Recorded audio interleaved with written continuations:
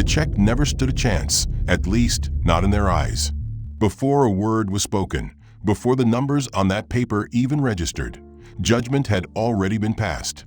Laughter rippled through the line. A smirk curled on the teller's face. He was just another black man with a story they didn't believe, holding a sum they couldn't imagine him owning. What followed wasn't policy. It was a performance of pride and prejudice, broadcast for the whole room to witness. But the real story didn't start with that check. It started with the lie they told themselves, that the man they mocked had no power. Stick around, because what they didn't see coming changed everything. Like, subscribe and drop a comment. Where are you watching from? And which moment made you stop and think? Langston Ray stepped into Fairview First National Bank with a quiet confidence that masked the storm of anxiety behind his calm expression. Dressed in a clean charcoal blazer, matching slacks, and a dark green dress shirt, he looked like any other businessman. His shoes shined, his beard was trimmed, and in his left hand, he held a corporate check for $280,000. The bank wasn't overly crowded, but there were enough people inside to make what was about to happen feel like a public stage. He glanced at the numbered signs hanging above each teller window and approached the shortest line, where a tall, sharp-faced woman stood behind the counter. Her name tag read Cheryl Whitmore. Her platinum blonde hair was pulled tightly into a bun, her red lipstick impeccably applied, and the pointed smirk on her lips hinted at a personality that enjoyed control. Langston offered a polite nod as he approached. "Good morning," he said. "I'd like to deposit this to my business account." He slid the check across the counter. Cheryl looked at the check, then looked at him. Then she looked at the check again, her eyebrows raised. $280,000, she said, her voice louder than necessary. A man behind Langston in line let out a low whistle. Cheryl held the check up to the light like it was forged in a basement. "You really expect me to believe you walked in here with that kind of money?" she said, chuckling. Her tone was amused, patronizing, slicing. Several people in the lobby turned to look. A woman at the ATM stopped mid-transaction to stare. Langston didn't flinch. "It's a commercial real estate deposit," he said evenly, "from our development portfolio." Cheryl gave a fake gasp, then leaned back theatrically and laughed. "Wow, look at you. Real estate tycoon. Huh?" She rolled her eyes. "We don't usually get those in here, wearing second-hand blazers." The man behind Langston snorted. "Must have found that in the back of his car." Cheryl picked up a pen and flicked it across the counter toward Langston. It bounced near his hand. "Why don't you go ahead and sign it so we can frame the forgery?" she said with a grin. Langston's eyes darkened for a second, but he kept his voice calm. "I've signed it already." "Right?" Cheryl said, grabbing it back. She turned to her co-worker, nudging her and whispering something, then burst into quiet laughter. "Fraud check coming through," she announced loudly, pretending to examine it like an expert. "Maybe I should get one of those pens that detects funny paper." Langston glanced around. The customers were watching him with mild amusement, some with disdain. An elderly woman whispered something to her husband and shook her head.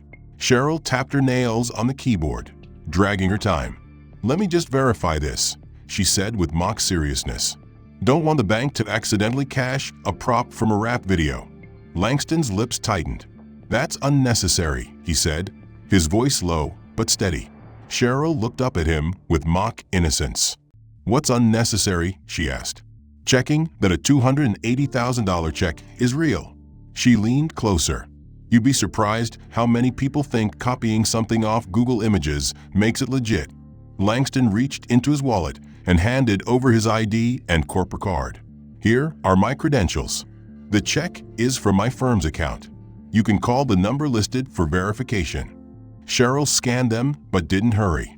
She exaggerated every move, typed slowly, tilted her head, hummed to herself as though performing brain surgery. Then she turned her monitor away so no one else could see it and narrowed her eyes. "Langston Ray, CEO of Ray Investments," she read slowly, then gave a mock whistle. "Fancy." She lowered her voice just enough for only Langston to hear. "You don't look like no CEO I've ever seen." Langston's jaw clenched slightly, but he didn't respond. "I'm going to need you to wait over there while I get approval," she said, nodding toward the corner of the lobby. For security. He stepped aside, taking a seat in the stiff, waiting chairs. The laughter and comments continued as Cheryl walked away with the check. The man behind him said to no one in particular, "Yeah, Ray Investments." More like Ray Imaginings. Someone else added, "He probably printed that at a public library." A forced hold on a verified corporate check. Cheryl hadn't even attempted a proper review. She'd played judge and jury, and now the money he needed to secure his company's property bid was locked, without recourse. He inhaled slowly, trying to steady himself, then turned and walked back inside. He wasn't going to yell or cause a scene. He was simply going to request the manager and ask that standard verification procedures be followed. But as the glass door shut behind him, all eyes turned to him like he was a returning criminal. Cheryl, now leaning against the back counter with her coworker, spotted him immediately and straightened up. "Look who's back," she said with exaggerated surprise. "Didn't get enough attention the first time?" Her coworker giggled, eyes flicking between Langston and Cheryl with a spark of amusement. "Maybe he's hoping if he keeps showing up, that check will turn real," she whispered. Langston took a steady step forward. "I need to speak to the branch manager," he said, calm but firm. Cheryl didn't budge. Instead, she turned and theatrically rolled her eyes. "Of course," she said loudly, "because someone who just dropped off a fake check for nearly 300 grand obviously deserves a sit down with our boss." Several people in line turned. One young man with earbuds yanked one out. A woman holding a toddler backed a half step toward the wall. "Excuse me," Langston said again, quieter but clearer. "I'm asking to speak to the manager." Cheryl turned to her coworker, who was now pretending to inspect a stack of deposit slips. "You hear that? Wants the manager." Like we didn't already spend 20 minutes trying not to laugh in his face. She stepped out from behind the counter and raised her voice. "Hey, Ethan, we've got a situation." Her voice echoed down the hall toward a frosted glass office door. A man in a wrinkled dress shirt emerged, glancing at Cheryl before setting eyes on Langston. He walked over slowly, a slight limp in his right leg. "Problem?" he asked. Cheryl crossed her arms. "He's back. Wants to talk about that fantasy check from earlier. I didn't want to escalate, but I thought you should be aware. He's acting persistent." The manager turned to Langston, clearly annoyed. "Sir, we've processed your transaction. If there's nothing else, I'll need to ask you to leave. We have customers waiting." Langston held his ground. "You placed an excessive hold on a corporate check without proper verification. That's not standard procedure." Ethan raised a brow. "It is for suspicious activity," he said. "Unusual amounts. New faces. Policy." "Suspicious to who?" Langston asked. "To your teller, who mocked me in front of your customers and insinuated the check was fake without any review." Cheryl gave a small laugh. "I didn't say it was fake. I said it looked ambitious." "Enough," Ethan snapped, shifting his stance. "Sir, if you don't leave, I'll have to involve security." He turned and waved at the guard posted by the entrance. A stocky man in a black blazer and badge walked over, his hand near the radio on his hip. "We've got a check scammer here, might be casing the place," Cheryl added with mock seriousness, loud enough for everyone in the bank to hear. The security guard looked Langston over, lips pursed, and stepped in. "Sir, I'm going to need you to exit the building now." Langston's voice dropped to a low murmur. "I'm not casing anything. I came here to make a deposit. I followed every rule. I gave ID. I asked for basic respect." The guard didn't flinch. "I'm not here for debate. Please step outside." For a second, Langston thought about pushing back, about explaining everything, laying it all out, proving he was the CEO of a company that managed 7-figure properties. But then he saw the faces. Not a single customer had spoken up. Not one had looked uncomfortable with what was happening. No one saw him as anything more than a man being removed for trying to be something he wasn't. He nodded once, turned without another word, and walked out again, this time slower, feeling every eye on his back. Cheryl called out after him, barely suppressing a laugh. But the check he had deposited wasn't just money. It was leverage. It was the key to finalizing a real estate deal his company had fought months to secure. Without access to those funds, the transaction would stall and possibly collapse. The damage would be real, not just to his ego, but to his business, his employees, and his reputation. He took a deep breath and made the call. His assistant at Ray Investments answered on the second ring. "Nina," he said, keeping his tone measured, "I need you to get a hold of someone at First National's corporate office. We may have a problem with their Fairview branch." She asked what happened. He paused. "I'll explain later. Just make the call. Push it up the chain if you have to." He ended the call, gathered himself, and walked back into the bank for the third time that day. The moment the doors swung open, it was as if the energy in the room shifted. Conversations dulled. Eyes locked onto him like he'd returned for vengeance. Cheryl, still at her post, leaned toward her coworker and muttered something that made her smirk. Ethan Drummond, the branch manager, emerged again from his office before Langston could even reach the counter. His expression was tight, exasperated. "Sir," he said, raising a hand like a crossing guard halting traffic. "We've been through this already. If you have a complaint, contact customer service through proper channels. We're done here." Langston kept his voice steady. "You made a mistake. You placed an unjustified hold on verified funds. I'm here to ask once more that the check be processed properly." Cheryl piped up behind the counter. "Still trying, huh?" She made a sking noise. "This check's more likely to bounce than a basketball." The room erupted with scattered laughter. One customer in line pulled out his phone, openly filming the encounter. Ethan smirked, not even bothering to stop Cheryl this time. "Look, I don't know what you're trying to pull," he said, "but you're becoming a disruption, and my staff doesn't deserve to be harassed." "Harassed?"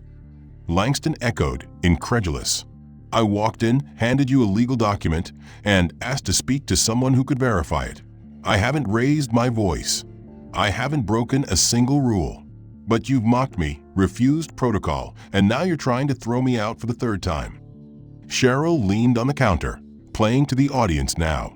"He sounds real CEO now, doesn't he? All formal. Maybe next time bring a real check, sweetheart." Ethan snapped his fingers and waved again to the security guard, who had already begun walking over. "Mr. A," he said with exaggerated formality, "I'm going to have to ask you to leave immediately. Your presence is disturbing our customers." The security guard reached Langston's side, hand on his shoulder, not forceful yet, but close. "Let's take a step outside," the guard said. Langston's hands curled into fists at his sides. He considered resisting, not violently, but verbally, publicly. He could name-drop one of his corporate partners, call his legal counsel, even threaten a lawsuit. But none of those options would erase what was happening. The shame didn't come from losing a fight. It came from knowing no fight would matter here. He was already judged. He was already dismissed. He was already lesser. With one last look at the counter where Cheryl stood grinning, Langston nodded to the guard. "Fine," he said. "Let's go." They turned and walked toward the entrance. As they moved, the customer filming raised his phone higher, getting a full shot of Langston being walked out like a criminal. The image of Cheryl laughing as he was escorted out replayed in his mind with brutal clarity. But there was no time to indulge in anger.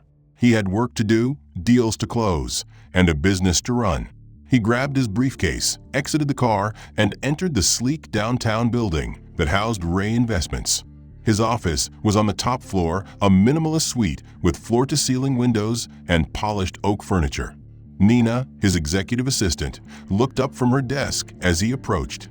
Her expression shifted from relief to concern the moment she saw his face. "I spoke to someone at First National's corporate line," she said immediately. "They said they'd look into the branch behavior, but didn't offer anything concrete. I also pulled up our transaction record. Your deposit hasn't cleared." Langston nodded. Expected. He walked past her, entered his office, and dropped into his chair. "Let's get our legal counsel involved. I want the hold challenged formally." He powered up his desktop, intending to send a follow-up email to the investors waiting on confirmation of the funds. But before he could open his inbox, his phone vibrated. Then it buzzed again, and again. He glanced at the screen, messages from colleagues, friends, even an old high school contact he hadn't heard from in years. Each contained a link, some with vague messages like "Is this you?" or "WTF is this?"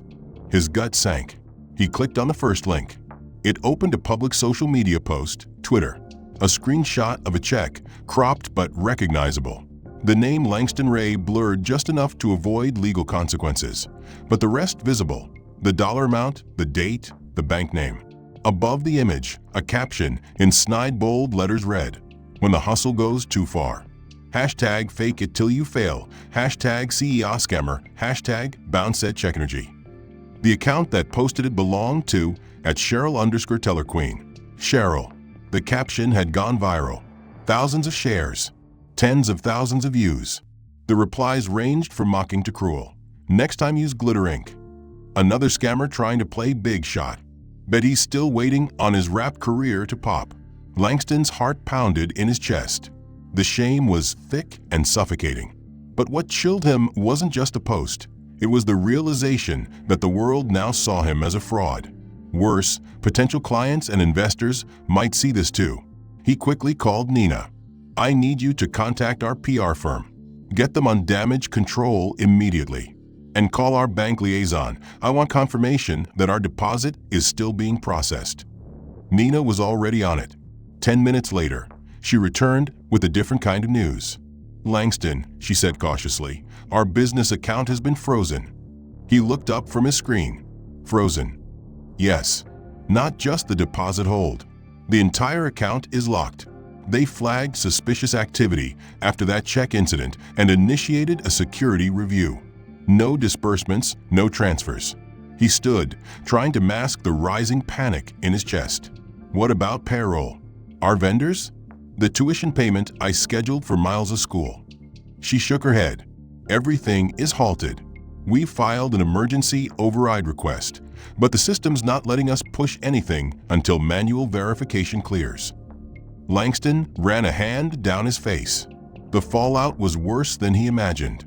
He grabbed his phone and dialed the bank's executive line, but after navigating through 5 layers of automated prompts, he was told to leave a message.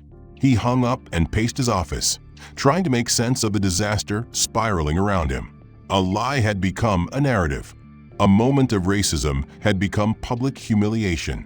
And now, a vital business operation was paralyzed because one bank teller decided he looked like a scammer. At that moment, his son's school called. He answered, trying to sound composed.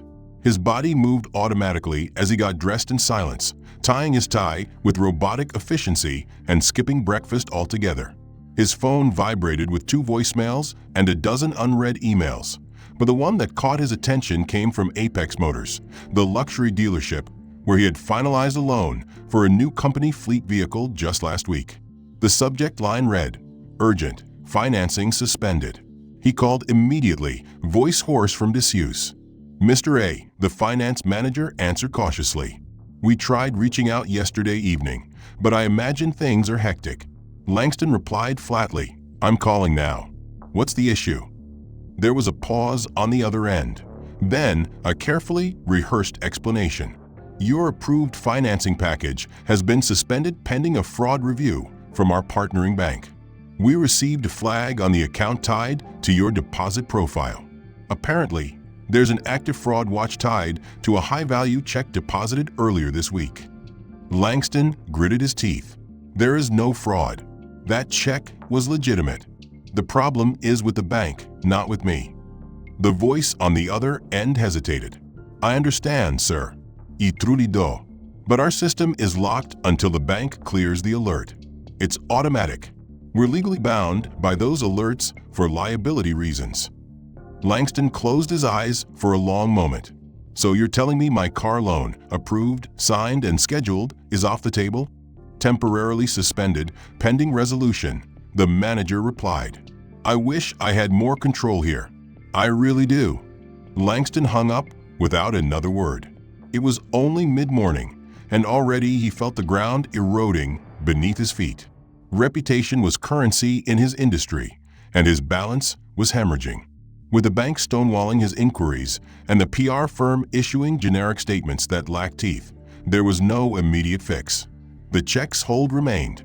The account was still frozen.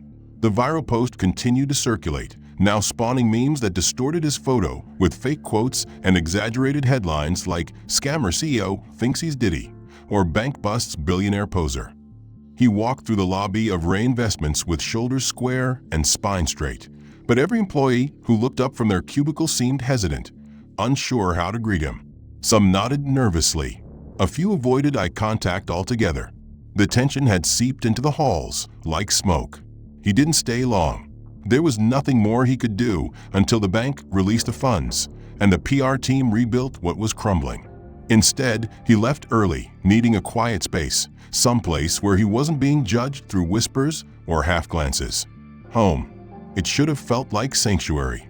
As he opened the door to their townhouse, he was greeted by the soft sounds of cartoons playing in the next room. His son Miles was on the carpet, coloring a picture of a spaceship. His wife, Elise, was in the kitchen. She didn't turn when he walked in, just stirred a pot on the stove. "You're home early," she said. "Didn't expect you until dinner." "Meetings got canceled," he replied, removing his blazer and hanging it over a chair. The silence that followed wasn't hostile, but it wasn't welcoming either. Elise finally turned, her expression calm but serious. "Langston," she said, "I saw what's going around online." He didn't respond. He walked to the sink, washed his hands slowly, methodically, then dried them. "Is any of it true?" she asked gently, but the question cut deep. He froze. "What do you mean?" She walked closer, voice low. "I'm not accusing. I'm asking. Is there something I should know? Was the check not real? Did you try to move something before the account cleared?" Langston looked at her, face blank, but inside, something cracked. "You really think I'd do something like that?" The next morning, Langston sat at the kitchen table with a manila folder resting beneath his fingertips, a portfolio filled with documentation to counter every falsehood that had been said about him. Bank statements, transaction histories, letters of verification from investors, escrow confirmations, and legal correspondence. Each page was evidence not just of the check's legitimacy, but of the credibility that had been undermined by assumption and arrogance. Elise placed a cup of coffee in front of him without speaking. She hadn't asked any more questions since the night before, but her silence had weight, a quiet judgment born more of worry than mistrust. Langston gave her a nod, dressed sharply again in a gray suit, then left the house with that folder tucked like armor beneath his arm. He arrived at the Fairview branch just before 10, when the traffic had slowed and the morning rush had cleared. The air was brisk, the kind of crisp morning that usually energized him. But today it only made his pulse feel more exposed. He walked through the doors, head held high. This wasn't a protest or a scene. It was a simple demand for respect and correction. Yet the moment he crossed the threshold, the temperature in the room changed. Cheryl was at the counter again, chatting with a different coworker, her expression relaxed and casual until her eyes landed on Langston. Her face dropped into a cold mask of annoyance. She leaned closer to the other teller and whispered something that caused both of them to look at him and then laugh. Langston approached the counter and placed the folder on the marble surface. "I'm here to speak with your manager," he said plainly. Cheryl didn't respond at first. She busied herself typing something, ignoring him entirely. He repeated himself, "I'm here to speak with Ethan Drummond." Finally, she looked up, her mouth curled in a condescending smile. "Mr. Ray, you really don't get it, do you?" she said sweetly. "You were told not to return unless you had official business. From the looks of it, you still don't." Langston opened the folder, revealing the documents within. "I have full documentation verifying the check I deposited. The delay placed on my account was unjust. I'm requesting a meeting to resolve the matter directly." Cheryl chuckled, turned around, and walked toward the back without saying another word. Langston stood silently, waiting, trying not to let the curious stares from nearby customers unnerve him. After 5 minutes, Cheryl returned, this time not alone. Behind her stood a security guard, different from the one he'd seen before, taller, broader, his expression unreadable. "Manager's busy," Cheryl said smugly, "but Greg here can escort you out." Langston held his ground. I'm not leaving until I speak with someone in authority. You can't just pretend this didn't happen. The security guard stepped forward, his tone even but firm. Sir, I'm asking you to step outside. This is a private business, and you've been asked to leave before. Langston's jaw tightened. This is my bank. My company holds assets here. I'm not causing a disturbance. The guard didn't flinch. You're here without an appointment, and staff have already flagged you as disruptive. If you don't leave, we'll have to involve law enforcement. Langston shook his head in disbelief. I came with evidence. I came respectfully, and you're threatening me with the police. We're offering you a chance to leave peacefully, the guard said. Please don't make this difficult. Langston looked past him directly at Cheryl, who now stood with arms folded, clearly enjoying the show. You knew it was real, he said quietly. You knew the whole time. Cheryl shrugged. It's not my job to take chances, especially with people who get so defensive. Before Langston could reply, a second figure entered from the side office, a uniformed police officer with a tight jaw and mirrored sunglasses still on inside the building. He walked over calmly, but with unmistakable purpose. Is there a problem here? The officer asked. Cheryl responded before anyone else. He's trespassing. He's already been warned. Langston held up a hand. I'm here to correct an error made by your staff. I'm not raising my voice. I haven't violated any law. The officer looked him over slowly, then stepped beside the guard. Sir, if you come back here again without an appointment, it'll be considered criminal trespassing. You understand me? Langston stared at him. I was a customer here. I still am. That check represented real money, real work. You don't get to just erase people because they don't fit your idea of who should have success. The officer didn't respond. He simply tilted his head toward the door. Langston closed the folder, picked it up, and walked out, each step heavier than the last. Behind him, he heard Cheryl laugh again. You forgot your briefcase, Mr. CEO. He didn't turn around. Langston drove straight from the bank to his office, jaw locked and thoughts spinning with the same quiet fury that had been building since the moment Cheryl first laughed at him across that counter. The folder of evidence sat on the passenger seat untouched, rendered useless not by merit but by arrogance. A man can only endure so much humiliation before something changes in his blood. By the time he reached the top floor of Ray Investments, he no longer felt embarrassed. He felt galvanized. He walked past Nina's desk without a word and entered his office, closing the door behind him. He sat, opened his laptop, and began typing.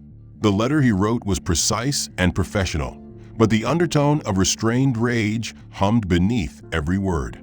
He addressed it to the regional director of Fairview First National Bank, outlining the timeline of events in explicit detail, every visit, every dismissal, every denial of due process.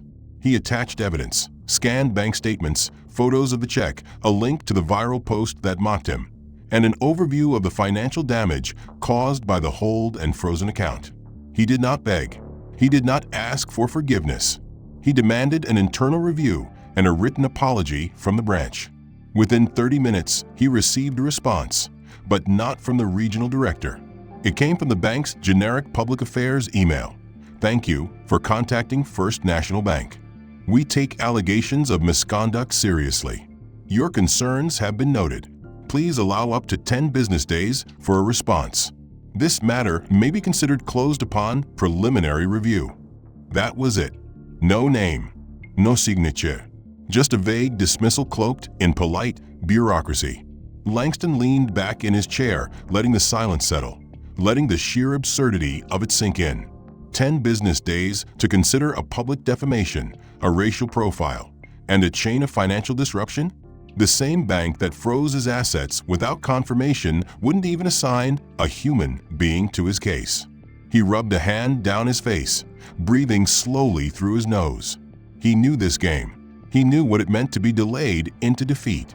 But he wasn't built to fold. Not now. Not after everything. The moment the thought passed through his mind, his computer dinged. A new email appeared, unmarked, from a generic address. No subject. No signature, just a single line of text and an attachment. You didn't deserve what happened. This might help. Cautiously, Langston opened the file. It was a PDF, clearly a printout of an internal email thread from Fairview branch staff. As his eyes scanned the text, his hands began to tremble, not from fear, but from clarity. Cheryl's name was all over the chain. She had written to another employee. Told you I could sniff out a fraud from a mile away. Dude came in acting all CEO, with a fake check like I was born yesterday. Another reply. LOL, no way. What did you do? Cheryl. Played it cool, called security. Manager backed me. Can't have these people thinking money grows on trees. And then another message, time-stamped the evening of the incident. Wait till you see the check. I posted a blurred version online. Already going viral. Might be the funniest thing I've done all week. Langston's eyes stopped blinking. The document was irrefutable. It wasn't just prejudice, it was malice. Coordinated, gleeful, and unchecked by any supervisor. Someone inside had seen the rot and decided to say something. There was no name, no sender, but the message had come through a secure encryption relay used by whistleblowers. Langston stared at the screen for a long moment, then copied the file to his secure drive. He stood slowly, walked to the window, and looked out over the city skyline. This was no longer about defending his name. It was about principle. He wasn't just a man they laughed at anymore. He was the man who now had proof they tried to destroy him.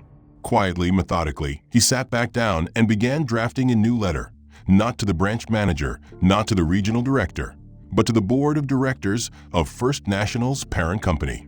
This letter would not be dismissed. This letter would reach the top. The following week arrived with precision and purpose. Langston didn't just feel different, he moved differently, spoke differently, carried himself with the weight of someone who no longer sought justice from others, but came prepared to deliver it himself. The evidence had been collected, verified, and backed by legal counsel. The anonymous whistleblower's email had opened a new door, and through it Langston had discovered a deeper pattern of abuse at Fairview's branch. Cases that never made it viral, customers who didn't have the power or resources to fight back. But Langston did. And now, he wasn't just coming as a wronged customer. He was returning as a man with leverage, with documentation, and with silent authority granted by the very institution that had failed him. That Monday morning, Langston arrived not at the Fairview branch, but at the regional headquarters of First National's parent company, dressed in a charcoal black suit and carrying a digital presentation on a secure drive. He didn't wait in line. He didn't request a meeting.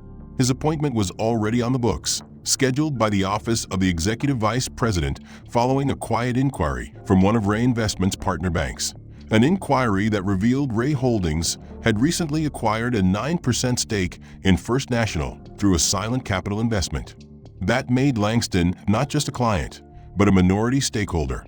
At 10:03 a.m., he stepped into a glass-walled boardroom where 7 senior administrators and compliance officers sat waiting. His name was listed at the top of the agenda.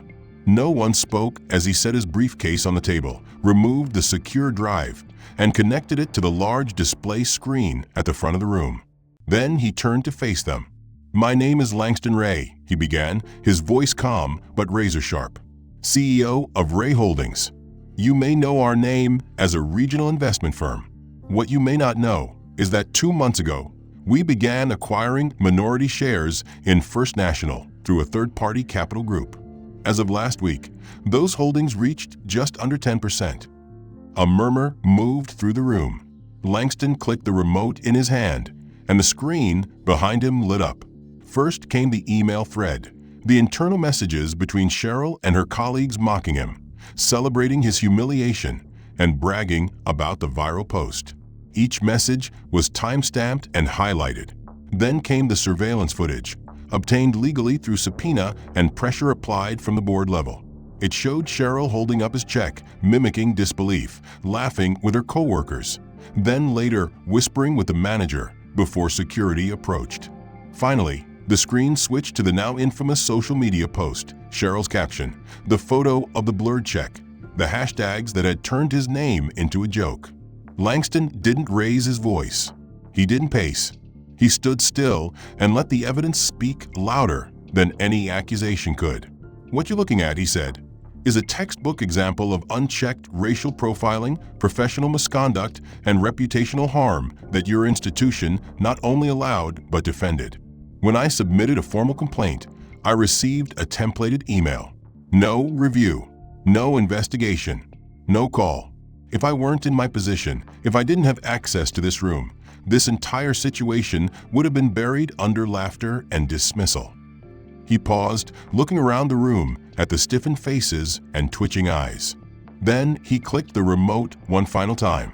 The display turned black, and he reached into his briefcase to retrieve a thin manila envelope. "Inside this file," he said, "is a proposal for internal review, staff retraining, and public accountability. If these conditions aren't met, I'm prepared to release all of this to the press, along with a formal legal complaint filed through our counsel." The board members exchanged glances, some defensive, others visibly shaken. One woman cleared her throat, trying to interject, but Langston raised a hand. "I'm not here to negotiate. I'm here to inform." That afternoon, Cheryl received an email from corporate headquarters instructing her to attend an urgent disciplinary hearing at the regional office. She arrived the next morning confident, perhaps assuming it was some misunderstanding or minor HR formality. But when she walked into the boardroom and saw Langston seated at the end of the table, her face turned pale. He stood as she entered, nodded once, then turned on the screen behind him. The room darkened. The surveillance footage played again, this time directly to the people who oversaw her employment. Cheryl's voice echoed through the speakers, laughing, mocking, dismissing. When it ended, Langston looked at her with the same calm, steady presence he had the first day he walked into that bank. "You didn't just laugh at my check," he said. "You insulted the very man who signs yours." Cheryl said nothing. "No es Mirk. No cleverty Mark." Just silence. "Ms. Whitmore, based on the evidence presented and corroborated by internal logs, your conduct constitutes multiple breaches of bank ethics policy, discrimination guidelines, and public trust standards." Cheryl opened her mouth, perhaps to defend herself, but the EVP didn't allow it. "You will be placed on immediate, unpaid suspension pending formal termination. Your badge access has already been revoked." He turned to one of the compliance officers, who nodded and tapped something on her tablet. Cheryl instinctively reached for the badge clipped to her blazer and stared at it as if it had betrayed her. She tried to swipe it against the exit panel by the door, but it gave a shrill beep and flashed red. Denied. She froze again, humiliated, powerless in the very room where she had once wielded condescension so freely. Two security personnel entered the boardroom quietly and stood near the exit, not threatening, but firm. Cheryl finally looked at Langston, her eyes searching his face for some sign of reprieve, of mercy, of recognition. But there was none. He didn't gloat. He didn't smile. He simply met her gaze with silence, then turned away as she was escorted out. Minutes later, Ethan Drummond, the branch manager who had enabled her behavior and dismissed Langston's requests for fairness, was called in. The hearing was brief. His name had appeared too often in the internal emails, always backing Cheryl, always mocking, never intervening. The board held no patience for excuses. He was fired on the spot, his office access terminated, and his severance revoked due to misconduct. As he was led away, his face pale and speechless, Langston remained seated, unreadable. That evening, the story broke across multiple platforms. It started as a whisper on finance blogs, then exploded into a national headline when a well-known business journalist tweeted a link to a verified source with a caption, "Bank execs humiliate black investor over fake check. Turns out, he owns part of the bank." Within hours, the phrase "bank exec bullied, then buys the bank" was trending on Twitter, Facebook, and LinkedIn. News networks picked it up within the day. CNN Business ran a full segment titled "Justice by Investment: How Langston Ray Exposed Systemic Racism from the Boardroom." MSNBC invited legal analysts to discuss the implications of corporate ownership as a tool for justice. Even late-night comedians took notice. One joked, "Imagine getting fired by the same guy you laughed out of the building." That's karma with a corporate logo. But the real momentum came from the public. Social media was flooded with supportive posts. Thousands of comments poured in from business owners, customers, and even former Fairview Bank employees who anonymously confirmed that what happened to Langston wasn't isolated. It was a culture. Users began sharing their own experiences of being profiled, dismissed, or silenced by gatekeepers who assumed power meant whiteness, who believed that wealth wore a certain face. The viral clip of Cheryl waving the check, her voice dripping with mockery, played again and again with captions like "This is what racism looks like in a blazer." And Langston didn't raise his voice. He raised his equity. Across the country, customers began closing accounts at First National. Community leaders demanded transparency. Shareholders requested emergency meetings. In less than 72 hours, the bank stock had dipped 5%. Langston, however, said little. He declined interviews. He released a single, simple statement through his company's PR team. "This isn't about revenge. It's about accountability. I didn't want anyone fired. I wanted to be treated with the respect every customer deserves." Several senior figures were replaced quietly, and Langston Ray, though no longer actively pursuing further ownership, remained a quiet yet potent figure of influence on the bank's direction. But beyond the boardrooms and policies, another change was taking place in a far less visible corner of the world. Cheryl Whitmore, no longer the polished, smug woman who had once smirked over a man's humiliation, now arrived each morning at a community center on the south side of Fairview. The facility wasn't glamorous. It smelled faintly of old paint and donated books, and the overhead lights flickered more often than they should, but it was full of purpose. Cheryl wasn't there for appearances or to save face. No reporters knew where she worked. No cameras followed her steps.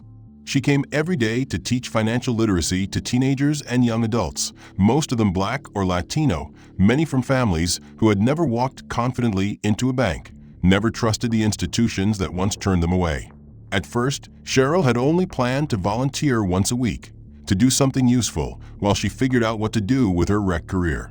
But something shifted when she stood in front of that first group, watching skeptical eyes study her like a relic from a world they didn't trust. She taught them how to open checking accounts, explained what credit scores meant, described compound interest, and answered questions without condescension. And slowly, she began to listen. She listened to stories of parents turned away from loans because they didn't seem credible, to brothers who were offered prepaid debit cards instead of bank accounts, to students who had been told financial stability wasn't for people like them. And in those stories, Cheryl began to recognize her own voice, reflected not in words they remembered, but in attitudes they carried like scars. She stopped trying to prove she had changed. She simply worked. She showed up early, stayed late, took extra shifts when someone canceled, and eventually started mentoring a few students one-on-one. It wasn't dramatic. It wasn't glamorous. But it was real. And for the first time in a long time, she didn't hate her reflection in the mirror. One rainy afternoon, after dismissing a class of high school juniors, Cheryl sat at the metal desk near the window and pulled a small envelope from her bag. Her handwriting on the front was uneven, cautious. Inside was a letter, simple, honest, and without excuses. She wrote to Langston not for forgiveness, but to acknowledge her wrongdoing, to name it, to own it. She apologized for mocking his check, for assuming his status, for not seeing the man in front of her. She told him about the community center, not as redemption, but as a way to understand what she never bothered to before. She closed the letter with one line: "If I ever earn back a fraction of the dignity I stripped from you, it will be because I learned what it truly costs to ignore someone's humanity." She mailed the letter with no expectation of a response. Weeks passed. Then one day, a small envelope arrived at the center addressed to her. It bore no return address, only her name in block print. Inside was a single piece of paper, neatly typed. It read, "Let your actions be louder than your apologies. LR." Cheryl read it twice, her eyes stinging with quiet emotion. She folded the letter, slipped it into her wallet, and placed it behind her ID card. She didn't tell anyone about it. She just kept going. Meanwhile, across the city, Langston stood before a room of new hires at Ray Holdings, speaking not about revenue or profit margins, but about presence. "Always remember," he said, "power is not in your title. It's in how you show up, especially when no one's watching. That's where the real work lives." The end. If you've been following Langston's journey, we'd love to hear what you think. Did the twists land? Which moment hit hardest? And where are you watching from? Drop a comment and let us know. If this story pulled you in, consider liking and subscribing for more gripping, thought-provoking narratives like this one. Your support helps bring more powerful stories to life, and every bit of feedback shapes what comes next.